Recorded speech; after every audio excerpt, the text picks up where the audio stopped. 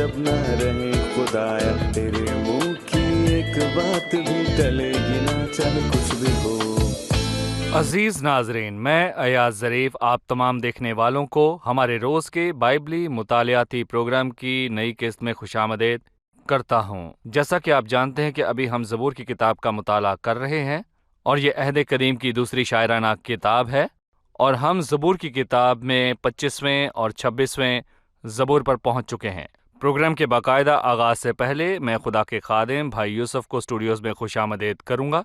खुशामदीद भाई। शुक्रिया भाई। आप कैसे हैं? मैं ठीक हूँ। और स्टूडियो में आए हमारे दीगर मेहमानों को भी खुशामदीद।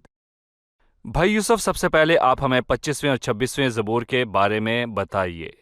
दरअसल मैं कहूँगा कि ज़बूर 25 से ज़बूर 39 तक ये 15 ज़बूर हैं और इनमें एक से ख्याल दिए गए हैं। हमने पहले ज़बूर 16 से लेकर ज़बूर 24 का मुताला किया और इससे हमने सीखा कि ये ज़बूर मुख्तलिफ पहलुओं से मसीह के साथ जुड़े हुए हैं, और हमने मसीह की जिंदगी और उसके कामिल सफर को देखा। और ये खता की कुर्बानी के तौर पर है। वो चरवाहा, सरदार चरवाहा है जो जलाल के बादशाह के तौर पर जाहिर होगा। और यहाँ पर मसीह और उसकी मुख्तलिफ खुसूसियात पर बात नहीं हुई, बल्कि नबूवती तौर पर मुसीबत के दौर में ईमानदारों की बात हुई। और मैं यहाँ पर कहूँगा, ये दीनदार बकिया कौन ये सा है? दीनदार लोग जमीन के वो लोग हैं जो अपने गुनाहों का इकरार करके तौबा करेंगे और कलीसिया के आसमान पर उठाए जाने के बाद खुदा की तरफ रजू करेंगे। और यहाँ पर सिर्फ उनकी बात नहीं हुई, बल्कि हर उस ईमानदार की जो हर मुश्किल दौर से गुजरता है, मतलब कि वो ईमानदार जिसने मुसीबत का दौर देखा है। नबूवती तौर पर यह दीनदार बकिया की बात है, और यहाँ पर इसका अमली और तालीमी पहलू बयान हुआ है, खुदा के उन सब लोगों के लिए जो मुश्किल हालात से गुजरते हैं। हमें इसका मरकजी ख्याल बताएं जिन पर हम ज़बूर 25 को तकसीम कर सकते हैं। ज़बूर 25 को उर्दू तर्जुमे में 3 हिस्सों में तकसीम किया गया है, और मैं कहूँगा कि पहला हिस्सा 4 से 7 आयत तक दरहकीकत एक दुआ का हिस्सा है, और फिर इसी तरह 16वीं आयत से लेकर 22वीं आयत तक एक और दुआ है। लेकिन मैं ये भी कहूँगा कि यहाँ बीच पर खुदा की खुसूसियात का बयान हुआ है, जो बरकतें खुदा ने अपने लोगों को बख्शी। यानी ये 2 दुआएं हैं और इनके दरमियान खुदा की खुसूसियात हैं। जी। अब मैं चंद आयत पढ़ूंगा, फिर आपसे सवाल पूछूंगा। ज़बूर 25, दाऊद का ज़बूर। ऐ खुदावन, मैं अपनी जान तेरी तरफ उठाता हूँ। ऐ मेरे खुदा, मैंने तुझ पर तवक्कल किया है, मुझे शर्मिंदा ना होने दे। मेरे दुश्मन मुझ पर शादियाना ना बजाएं, बल्कि जो तेरे मुंतज़िर हैं उनमें से कोई शर्मिंदा ना होगा, पर जो नाहक है वफाई करते हैं वही शर्मिंदा होंगे। ऐ खुदावंद, अपनी राहें मुझे दिखा, अपने रास्ते मुझे बता दे, मुझे अपनी सच्चाई पर चला और तालीम दे, क्योंकि तू मेरा निजात देने वाला खुदा है। मैं दिन भर तेरा ही मुंतज़िर रहता हूँ। ऐ खुदावंद, अपनी रहमतों और शफ़क़तों को नाज़िल फरमा, क्योंकि वो अज़ल से हैं। मेरी जवानी की ख़ताओं और मेरे गुनाहों को याद ना कर। ऐ खुदावंद, अपनी नेकी की खातिर अपनी शफ़क़त के मुताबिक मुझे याद फरमा। आपने कहा कि इन 7 आयात में पहली दुआ है। आपने इन आयात में क्या देखा? मैंने बहुत सी चीजें देखी हैं, लेकिन गौर करने की बात यह है कि मैं इनमें 2 चीजों से सबसे ज्यादा मुतासिर हुआ हूं। और पहली चीज, उसने खुदा से कहा है कि मुझे अपनी सच्चाई पर चला और तालीम दे। मतलब 5वीं आयत में लिखा है, मुझे अपनी सच्चाई पर चला और तालीम दे। और यूहन्ना ने अपने दूसरे और तीसरे खत में ये कहा कि मेरे लिए इससे बढ़कर और कोई खुशी नहीं कि मैं अपने फर्जंदों को हक पर चलते हुए सुनूं। जब ईमानदार सच्चाई को जानकर उसे कबूल करे और उस पर चले, तो ये बात दिल की खुशी का बाइस बनती है। दरअसल बुजुर्ग यूहन्ना इसलिए खुश हुआ क्योंकि उसके फर्जंद हक पर चले। सोचें खुदा किस कदर खुश होता है जब उसे पता चले कि जमीन पर ईमानदार सच्चाई के तालिब हैं। लिखा है कि मुझे अपनी सच्चाई पर चला। बहुत मर्तबा हम नाजायज दरख्वास्तें करते हैं कि हमें अपने और अपने बच्चों के लिए दौलत मिले, और ये सब चीजें जिस्मानी ख्वाहिशात हैं। लेकिन मसीह ने हमें सिखाया कि पहले खुदा की बादशाही और उसकी रास्तबाजी ढूंढें। ये एक खूबसूरत दुआ है। और फिर लिखा है कि ऐ खुदा अपनी राहें मुझे दिखा, अपने रास्ते मुझे दे, मुझे अपनी सच्चाई पर चला और तालीम दे। और इस ख्याल ने मुझे मुतवज्जा किया। दूसरा ख्याल 7वीं आयत में है कि मेरी जवानी की खताएं और मेरे गुनाहों को याद ना कर। और यही बात फिर से 11वीं आयत में दोहराई गई है। यहाँ लिखा है, ऐ खुदा अपने नाम की खातिर मेरी बदकारी माफ कर दे क्योंकि वो बड़ी है। 18वीं आयत में तीसरी बार लिखा है, तू मेरी मुसीबत और जांफिशानी को देख और मेरे जी, सब गुनाह सब माफ गुनाह। फरमा। शायद हमने गौर नहीं किया, पर इससे जाहिर हुआ कि हम फजल के दौर में हैं। पुराने अहदनामे की रोशनी में दाऊद खुदा का बंदा और दीनदार था, तो भी यकीन। उसे यकीन ना हुआ कि उसके गुनाह माफ हुए हैं या नहीं। और नए अहदनामे में हमने खुदा उनसे नहीं कहा कि मेरे गुनाह माफ कर। और यूहन्ना रसूल ने कहा, ए बच्चों, मैं तुम्हें इसलिए लिखता हूँ कि उसके नाम से तुम्हारे गुनाह उसके नाम से। माफ हों। हमें ये बरकत मिली है और हमें ये वादा मिला है, उनके गुनाहों और बेदीनी को फिर कभी याद ना करूंगा। सही। हम एक वक्फे के बाद मेहमानों के सवालात के साथ हाजिर होंगे। मुंतजर हैं, उनमें से कोई शर्मिंदा ना होगा। तीसरी आयत। हमें पता है कि इंतजार मुश्किल है, फिर हम क्या करें जब तक खुदावन का इंतजार करते हैं। सही। भाई यूसुफ, हम खुदावन का इंतजार करने की आदत कैसे डालें? दरअसल मैं भी आतिफ से इत्तफाक करता हूं, क्योंकि इंतजार करना बहुत ही मुश्किल है। यूसुफ के लिए कैद में और फोतीफर के लिए घर में खिदमत करना बहुत ही आसान था, बनिस्बत इसके कि वो खुदावंद और उसके मुकर्ररा वक्त का इंतजार करें। और खुदावंद चाहता है कि हम ऐसे हालात से गुजरें, क्योंकि खुदा चाहता है कि हम उसके मुंतजर रहें और इंतजार सीखें। और मैं यहाँ कहूँगा, अगर हमारा ईमान सच्चा है तो हम ये कहेंगे, बल्कि जो तेरे मुंतजिर हैं उनमें से कोई शर्मिंदा ना होगा। बेशक ये वक्त बहुत ही ज्यादा मुश्किल वक्त है, लेकिन मैं कहूंगा कि इस अरसा में उनका जोर नया हुआ और आखिर में वो शर्मिंदा नहीं हुए। सही। इसी मौजू के हवाले से 5वीं आयत है, मैं दिन भर तेरा ही मुंतजिर रहता हूँ। क्या इससे मुराद है कि इंसान सारा दिन बैठकर खुदा का इंतजार करता है कि उससे बात कर सके? स्पर्जन ने कहा है कि खुदावन के दरवाजे पर खड़े होकर खटखटाओ, और फिर वो कहता है कि उसकी खिड़की से जवाब मिलने का इंतजार करो। यानी कि इसका मतलब है खुदा कभी भी जवाब दे सकता है और उसका वक्त मुकर्रर है, और जब तक उसका वक्त नहीं आता, जैसे हबक्कूक में लिखा है, अगरचे इसमें देरी हो तो भी इसका मुंतजर रह, क्योंकि ये यकीनन वाक़ होगी, ताखीर ना करेगी। मैं इत्तफाक करता हूँ ये सच में मुश्किल है, इसका मुतबादिल कोई नहीं। ईमानदार की जिंदगी में ये जरूरी है। मैंने सब्र से खुदावंद पर आस रखी, उसने मेरी तरफ माइल होकर मेरी फरियाद सुनी। चलिए मेहमानों से और सवाल लेते हैं। 14वीं आयत है, खुदावंद के राज को वही जानते हैं जो उससे डरते हैं। हमें इस आयत के मायने बयान करें। भाई यूसुफ, हमें बताइए कि दूसरे हिस्से में खुदा की खुसूसियात क्या हैं? मैं बाइबल के 2 सूरमाओं का जिक्र करता हूँ, एक पुराने अहदनामे में है और दूसरा नए अहदनामे में, और मैं कहूँगा जिनको खुदा ने अपने राज दिए। पुराने अहदनामे में है दानियल। सही। खुदा ने अपने ख्यालात दानियल को बताए और उसने वक्त के आखिर तक दुनिया की तारीख उसको बताई, और यकीनन ये बड़ी बात है। और नबूकतनजर ने एक ख्वाब देखा जो उसने किसी को नहीं बताया था, पर खुदा ने दानियल को वो ख्वाब दिखाया और उसकी ताबीर उसे दी, और हमें ये मालूम हुआ कि इसमें नबूकतनजर से लेकर वक्त के आखिर तक का जिक्र मौजूद है। पुराने अहदनामे में दानियल एक बाकिरदार इंसान था, और पितमस के टापू पर खुदावंद यूहन्ना पर जाहिर हुआ, और खुदावंद ने उसको मसीहत की पूरी तारीख दी कि कलीसिया के आसमान पर जाने के बाद बड़ी मुसीबत और नया आसमान और नई जमीन होगी। वो लोग खुदा से डरते थे और खुदावंद ने उन पर अपने राज अयां किए। और मैं यहाँ पर यह भी कहना चाहूंगा कि हम कभी भी दानियल या फिर यूहन्ना जैसे नहीं बन सकते, पर यहाँ पर मैं ये भी कहूंगा कि हमारी काबिलियत और सकत के मुताबिक खुदा सिर्फ उनको अपने राज बताता है जो सच में दीनदार हों, और यही उन लोगों की सताई सोच की वजह है जो मसीह के नाम से आते हैं। वो खुदावंद के ख्याल को क्यों नहीं समझते? मैं कहूंगा क्योंकि उनको खुदावंद का खौफ नहीं। लेकिन जो खुदावंद से डरते हैं, खुदावंद उन पर अपने कलाम के मानी अयां करता है और अपने ख्यालात भी उनको बताता है और अपनी सोचें उनके सामने रखता है। और मैं कहूंगा कि ये वादा सिर्फ दीनदार के लिए है, और खुदावंद कभी अपना वादा नहीं तोड़ता। खुदावंद के राज वही जानते हैं जो उससे डरते हैं, वो अपना अहद उनको बताएगा। जो लोग चाहते हैं कि खुदावंद के ख्यालात को समझें, मैं उनको कहता हूँ खुदावंद के पास आएं और उससे रफाकत रखें ताकि आप उसकी आवाज सुन सकें। यानी खुदा की मर्जी को जानने नहीं। के लिए आपको दुख उठाने की जरूरत ये नहीं कोई है। मुश्किल चीज नहीं है। सही। भाई यूसुफ, पहली दुआ के बाद खुदा की खुसूसियात बयान है, फिर उसकी तकसीम के मुताबिक दूसरी दुआ है। दूसरी दुआ में क्या लिखा है ये बताइए।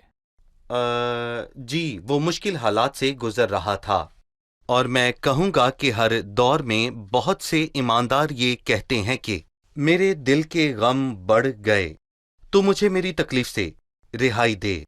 जब हम मुश्किल हालात से गुजरें तो हम किसके पास जाएं, किस में पनाह लें? खुदा उन मजलूमों के लिए ऊंचा बुर्ज है, मुसीबत के अयाम में ऊंचा बुर्ज, और वो जो तेरा नाम जानते हैं तुझ पर तवक्कल करेंगे। अच्छी बात यह है कि दाऊद मुश्किल हालात से गुजरा और वो खुदा के पास गया और कहा, मेरे दुश्मनों को देख, क्योंकि वो बहुत ज्यादा हैं और उनको मुझसे बहुत अदावत है। मेरी जान की हिफाजत कर और मुझे छुड़ा। मुझे शर्मिंदा न होने दे, क्योंकि मेरा तवक्कल तुझी पर है। और ये उसने अपने लिए नहीं, बल्कि उसने ये सब पूरी कौम के लिए कहा। ऐ खुदा, इसराइल को उसके सब दुखों से छुड़ा ले। और जैसा कि हमने पहले कहा, इन सारी बातों में कुछ उन लोगों का जिक्र है जो मुसीबत के दौर में पीछे रह जाएंगे। सही। मुसीबत के दौर में बाकी बचे हुए दीनदारों पर सच्चाई जाहिर होगी। उसने कहा, मुझे अपनी सच्चाई पर चला और तालीम दे। सच उनके सामने आएगा और वो जानेंगे कि मसीह ही निजात दहिंदा है। माजी में वो आया और सलीब पर निजात का काम मुकम्मल किया, और वो फिर से उनको बड़ी मुसीबत से बचाने आएगा। उसमें सच्चाई का बड़ा किरदार है। सही। भाई यूसुफ, हम 26वें ज़बूर पर पहुंच चुके हैं। हमें ज़बूर 26 के बारे में कुछ बताइए।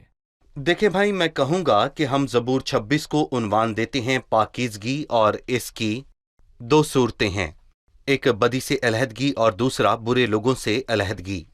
और हम इस ज़बूर को भी पिछले ज़बूर की तरह 3 हिस्सों में तकसीम कर सकते हैं। मसलन के पहली आयत से 5वीं आयत तक बदी से नफरत करना है, और 6ठी और 7वीं आयत में खुदावंद से मोहब्बत है, और फिर 9 ता 12 आयत में खुदावंद के लोगों से मोहब्बत है।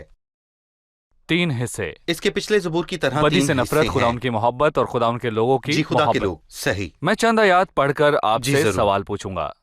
ऐ खुदावंद, मेरा इंसाफ कर, क्योंकि मैं रास्ते से चलता रहा हूँ और मैंने खुदावंद पर बेलग़ज़िश तवक्कल किया है। ऐ खुदावंद, मुझे जांच और आजमा, मेरे दिलो दिमाग को परख, क्योंकि तेरी शफकत मेरी आंखों के सामने है और मैं तेरी सच्चाई की राह पर चलता हूँ। मैं बेहुदा लोगों के साथ नहीं बैठता, मैं रियाकारों के साथ कहीं नहीं जाऊंगा। बदकारों की जमात से मुझे नफरत है, मैं शरीरों के साथ नहीं बैठूंगा। मैं बेगुनाही में अपने हाथ धोऊंगा, और ऐ खुदावंद, मैं तेरे मज़बा का तवाफ करूंगा, ताकि शुक्रगुजारी की आवाज़ बुलंद करूं और तेरे सब अजीब कामों को बयान करूं। ऐ खुदावंद, मैं तेरी सुकूनतगाह और तेरे जलाल के खैमे को अजीज रखता हूं। आपने कहा कि शुरू की आयत में बदी से नफरत रखने का जिक्र हुआ। बदी से नफरत, हमें बताइए कि इस हिस्से में बदी से नफरत करना कैसे जाहिर हुआ। अच्छा भाई, मैं कहूंगा कि अगर हम गौर करें पिछले ज़बूर में, उसने अपने गुनाह का इकरार किया और वो रोया, और उसने 3 बार माफी भी मांगी। सबसे पहले 7वीं आयत में, और फिर 11वीं आयत में, और फिर आखिर में 18वीं आयत में। लेकिन इस ज़बूर में मैं कहूंगा कि वो शख्स मुतमईन शख्स है। ऐ खुदावंद, मेरा इंसाफ कर, क्योंकि मैं रास्ते से चल रहा हूं और मैंने खुदा पर बेलर्जिश तवक्कल किया है। ऐ खुदा, मुझे जांच और आजमा और मेरे दिलो दिमाग को परख, क्योंकि तेरी शफकत मेरी आंखों के सामने है और मैं तेरी सच्चाई की राह पर चलता हूँ। और मैं बेहुदा लोगों के पास नहीं बैठता, और मैं रियाकारों के साथ कहीं नहीं जाऊंगा। यही नहीं, बल्कि बदकारों की जमात से नफरत है। उसे बदकारी और बदकारों की जमात से नफरत है। और यहाँ पर वो कहता है कि वो उनके साथ नहीं बैठता। यहाँ पर इस शख्स ने गुनाह का इकरार किया है और पूरी रास्ते से चल रहा है। उसका ज़मीर मुतमईन है, और इसीलिए उसने खुदावंद से कहा कि वो उसको बरकत और इज्जत दे। पिछले ज़बूर में उसने अपनी दरख्वास्त पर बात की, मुझे अपनी सच्चाई पर चला। यहाँ लिखा है, मैं तेरी सच्चाई की राह पर चलता हूँ। इन दोनों में क्या ताल्लुक है? अच्छा है कि उसने तरबियत पाई और खुदावंद से दरख्वास्त की कि उसकी तरबियत करे, अब उसका फल दिखाई दे। वो सारी जिंदगी खुदावंद से दरख्वास्त नहीं कर रहा, क्योंकि एक ईमानदार की जिंदगी में फल वाज़ेह तौर पर नजर आता है। और मैं कहूंगा कि अगर एक ईमानदार की जिंदगी में फल नजर ना आए तो वो गलत है। اور پالوस रसूल ने ये कहा ताकि तेरी तरक्की सब पर जाहिर हो। और मैं कहूँगा कि हमने ये भी देखा कि ज़बूर 25 में दाऊद ने एक चीज़ मांगी और वो चीज़ दरहकीकत यहाँ पूरी आई। मैं तेरी सच्चाई की राह पर चलता रहा हूँ। सही। छठी आयत में बदी से नफरत और बदकारी से दूर रहने के हवाले से उसने कहा, मैं बेगुनाही में अपने हाथ धोऊंगा और ए खुदावन मैं तेरी मज़बा का तवाफ करूंगा। बेगुनाही में हाथ धोने के मानी बताइए और यहाँ पर मज़बा क्या है? देखें भाई, मैं कहूँगा कि ये मंजर पुराने अहदनामे से लिया गया है। यहूदियों को ये बात समझ आ जाती है। हम शरीयत के माहौल में नहीं रहे, हम हैकल और कुर्बानी और खैमा इज्तिमा और जमात से वाकिफ नहीं, इसलिए हमारे लिए उसको समझना थोड़ा मुश्किल है।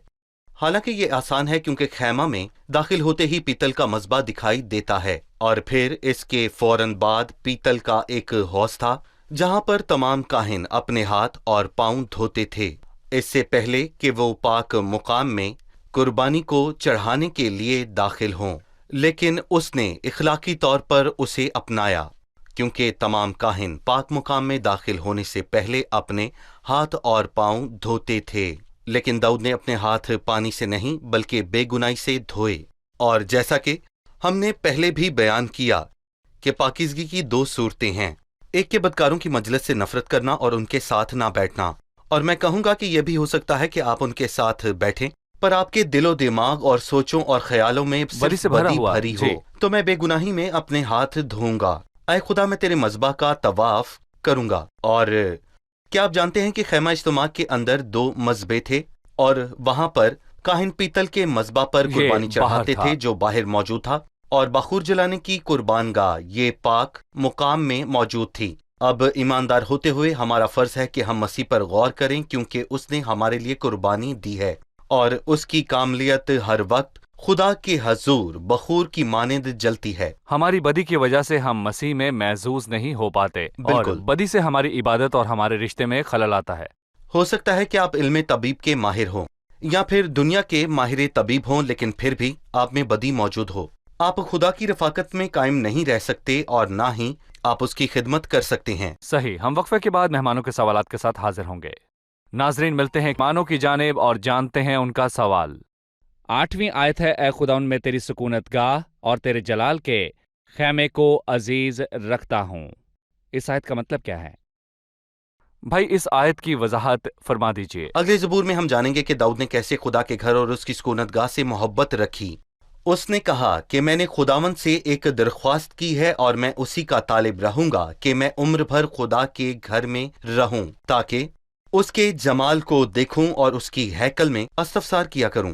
5वीं आयत में उसने कहा कि मुझे नफरत है। 8वीं आयत में मैं अजीज रखता हूं, यानी ईमानदार मोहब्बत और नफरत दोनों करता है। लिखा है, ऐ खुदावंद से मोहब्बत करने वालों बदी से नफरत करो। आप तब तक खुदावंद और उसके खैमा और उसके घर से मोहब्बत नहीं रख सकते जब तक आपको गुनाह और बदी से मोहब्बत हो। ऐसा नहीं हो सकता कि आपको चुना है कि गुनाह से मोहब्बत करके उसी में रहना है या खुदा से मोहब्बत और गुनाह से नफरत करनी है। इस ज़बूर में दाऊद ने हमें ये तालीम दी है। सही। 9वीं आयत में लिखा है, मेरी जान को गुनाहगारों के साथ और मेरी जिंदगी को खूनी आदमियों के साथ ना मिला, जिनके हाथों में शरारत है और जिनका दहना हाथ रिश्वतों से भरा है। पर मैं तो रास्ते से चलता रहूंगा, मुझे छुड़ा ले और मुझ पर रहम कर। मेरा पांव हमवार जगह पर कायम है, मैं जमातों में खुदावंद को मुबारक कहूंगा। भाई यूसुफ, 9वीं आयत से ज़बूर के आखिर तक इन आयात का मौजू बताइए। मैंने कहा कि ये खुदावंद के लोगों की मोहब्बत है जैसे आखिरी आयत में वाज़े हुआ है, और मैंने आपको बताया कि पूरे ज़बूर में पाकीज़गी और उसकी दो सूरतों का जिक्र हुआ है, यानी बातन की पाकीज़गी और बदकारों से अलहदगी। यहाँ ये वाज़े हुआ कि मेरी जान को गुनाहगारों के साथ और मेरी जिंदगी को खूनी आदमियों के साथ ना मिला, और ये तालीम पुराने और नए अहदनामे दोनों में ही मौजूद है। दूसरे तिमोथियस 2 बाब में लिखा है, बस जो कोई उनसे अलग होकर अपने ताई पाक करेगा वो इज्जत का बर्तन और मुकद्दस बनेगा और मालिक के काम के लायक और हर नेक काम के लिए तैयार होगा। जवानी की ख्वाहिशों से भाग, तू बदकार लोगों से अलग हो और बातनी पाकीज़गी पाएं। इस हिस्से के आगाज में ये बात लिखी है। फिर उसने शानदार अल्फाज कहे, मेरे पांव हमवार जगह पर कायम कर, मैं जमातों में खुदावंद को मुबारक कहूंगा اور اس سے ہمیں خداوند کے نام سے جمع ہونے والی جماعت یاد آتی ہے۔ اور مسیح نے کہا کیونکہ جہاں 2 یا 3 میرے نام سے اکٹھے ہیں وہاں میں ان کے بیچ ہوں۔ شاید کسی ملک میں 2 یا 3 مسیحی بھائی ہوں، اور کیا خداوند اسی کے نام کو سارا جلال ملے؟ کیا ان کے بیچ ہوگا؟ وہ جب بھی خداوند کے نام پر اکٹھے ہوں تو خداوند ان کے بیچ ہوگا۔ اور پھر وہ کہتا ہے میں جماعت میں خداوند کو مبارک کہوں گا اور اپنے بھائیوں کے ساتھ مل کر خداوند کی عبادت کرنا اور جماعت میں خداوند کی برکت حاصل کرنا۔ میں کہوں گا کہ یہ بہت ہی خوشائن بات ہے۔ یہاں پر جماعتوں سے مراد وہ ایماندار جو خداوند کے نام پر اکٹھے ہوتے ہیں۔ جماعت کے لفظی معنی ہیں بڑی جماعت۔ اگر کسی جگہ پر صرف 3-4 لوگ اکٹھے ہوں، وہ سوچیں کہ صرف وہی خداوند کے نام پر اکٹھے ہوئے ہیں، تو آپ ان سے کیا کہیں گے؟ خداوند نے کیا کام کیے اور اس کا پھل کیا آیا؟ دراصل ایک دن ہمیں اندازہ ہوگا کہ خدا نے ہر جگہ جس کی ہم نے توقع نہ کی ہو وہاں بھی دیندار لوگوں کو رکھا ہوا ہے۔ اور فلپیوں کے 4 باب میں واضح لکھا ہے کہ سب مقدس، خصوصاً یہاں پر وہ انہیں ایک پیغام دیتا ہے کہ کیسر کے گھر والے تمہیں سلام کہتے ہیں، اور شاید وہ بادشاہ کے محل کے ایک کمرے میں دعا اور عبادت کرنے کے لیے اکٹھے ہوا کرتے تھے جہاں ہمیں توقع بھی نہ تھی۔ ہر ملک میں، چاہے وہاں مسیح اور اس کی انجیل کے کتنی بھی مخالفت کیوں نہ ہو، وہاں دیندار موجود ہوتے ہیں جو خداوند کے نام پر اکٹھے ہوتے ہیں۔ میں ذاتی طور پر ایسے ملک کے لوگوں کو جانتا ہوں جو خدا کی عبادت کرنے کے لیے اکٹھے ہوتے ہیں اور اس میں خوشی مناتے ہیں۔ ایک لڑکی نے مجھے بتایا کہ امریکہ میں ہونے والی عبادات سے اسے اتنی برکت نہیں ملتی جتنی خوشی اور برکت اس کو اس ملک میں عبادت کرنے سے ملتی ہے۔ وہ لڑکی جس ملک سے امریکہ میں گئی وہ خداوند میں مسرور رہتے اور جلال سے بھرے ہوتے ہیں۔ مسیح نے صلیب پر بدکاروں کے ظلم کو سہا اور کتوں نے اس کو گھیر لیا۔ اسی صلیب کے نتیجے میں آج ہر جگہ ایک جماعت ہے، وہ بہت سا پھل لایا، جی بالکل، صلیب کے کام کے برابر یہ الہی اس اجر کا ملا، معاوضہ جی۔ ملا۔ بھائی یوسف، آپ کا آپ بہت کا بھی شکریہ بہت شکریہ۔ مطالعے میں آپ کی ساری وضاحت کے لیے شکریہ۔ چلیے مہمانوں سے ان کی رائے جانتے ہیں۔ جی، آج کے پروگرام میں آپ نے کیا سیکھا؟ میں نے سیکھا کہ جب ہم مشکل میں ہوں تو ہمیں صرف خدا کے پاس جانا چاہیے۔ جب ہم تھک جائیں تو ہمیں اس کے پاس جانا چاہیے، وہی ہمیں تسلی دیتا ہے، ہمارا خداوند۔ مجھے اس کی دعا پسند آئی کیونکہ اس کا خداوند کے ساتھ تعلق تھا، وہ خداوند کا منتظر تھا۔ اس نے کھانے یا نوکری یا سفر پر جانے کی درخواست نہیں کی۔ اے خداوند، اپنی راہیں مجھے دکھا، اپنے راستے مجھے بتا دے، مجھے اپنی سچائی پر چلا اور تعلیم دے۔ شاید ایماندار ہوتے ہوئے ہماری درخواستیں ویسی نہیں جیسی خداوند چاہتا ہے۔ ہم یہ جاننے کی کوشش ہی نہیں کرتے کہ خداوند کا کلام کیا فرماتا ہے۔ اگر ہم خداوند کے کلام کو جانتے، جیسے زبور کی آیت ہے، خداوند کے راز کو وہی جانتے ہیں جو اسے ڈرتے ہیں۔ صحیح۔ میں نے سیکھا کہ خداوند کے ساتھ حقیقی رفاقت پاکیزگی سے قائم ہوتی ہے۔ پولس رسول نے نئے عہد نامہ میں کہا، اس پاکیزگی کے طالب رہو جس کے بغیر کوئی خداوند کو نہ دیکھے گا۔ صحیح۔ پاکیزگی 2 طرح کی ہے، باطنی پاکیزگی کی زندگی، ظاہری پاکیزگی، گناہ کاروں اور بدکاروں سے علیحدگی اختیار کرنا۔ صحیح۔ شکریہ، خداوند آپ سب کو برکت دے۔ بھائی یوسف، آپ کا خدا بھی کو شکریہ۔ برکت دے۔ عزیز ناظرین، زبور نویس نے لکھا، میں بے گناہی میں اپنے ہاتھ دھوؤں گا اور اے خداوند میں تیرے مذبح کا طواف کروں گا۔ اس نے پاکیزگی اور عبادت کا تعلق بیان کیا۔ پاکیزہ زندگی سے پاکیزہ عبادت ہوتی ہے۔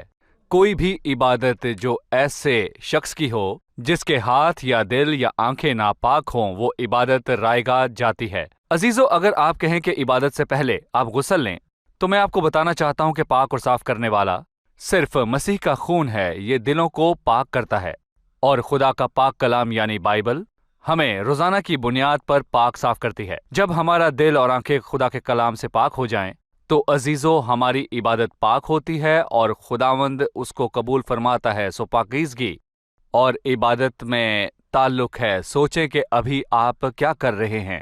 شاید آپ خدا کے قریب جانا چاہتے ہیں پر آپ کے دل میں برائی اور ناپاکی ہے، تو عزیزو آپ کی عبادت قبول نہیں۔ خداوند وہ عبادت قبول کرتا ہے جو مسیح کے لہو سے دھلے ہوئے دل سے آئے، جس ہاتھ میں خدا کا کلام اور جس آنکھ نے کلام کو پڑھا ہو، اور وہ جس کا وجود کلام سے پاک صاف ہوا ہو۔ اگلی قسط میں آپ سے پھر ملاقات ہوگی۔ خدا آپ کو برکت دے۔